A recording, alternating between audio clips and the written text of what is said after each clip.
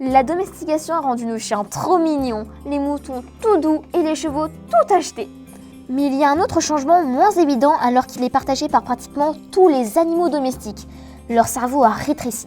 Le cerveau des canards domestiques s'est réduit de 15% environ, celui des chats de 30% et celui des cochons de 35% par rapport aux animaux sauvages. Même chez les truites d'élevage, on voit que le cerveau est 20% plus petit. C'est quand même bizarre parce que la taille du cerveau dépend beaucoup de la taille du corps. Les acariens ont un cerveau plus petit que celui des fourmis, qui en ont un plus petit que les souris, qui ont un cerveau plus petit que les éléphants, etc. Et cette proportionnalité se retrouve également à l'intérieur d'une même espèce.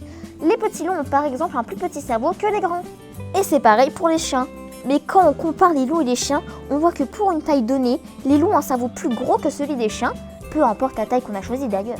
Si on regarde plus attentivement le cerveau des animaux domestiques, on se rend compte que cette réduction de taille vient surtout des parties du cerveau qui sont chargées d'analyser et de surveiller le monde extérieur pour que ces animaux puissent décider de s'enfuir.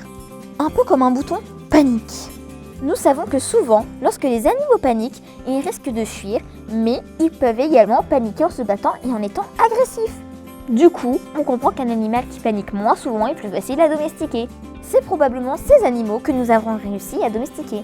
Et en élevant les animaux les plus calmes, génération après génération, il ne reste que les animaux avec les boutons panique les plus petits, et donc les cerveaux les plus petits. En bref, en se laissant domestiquer, nos animaux ont littéralement perdu la tête.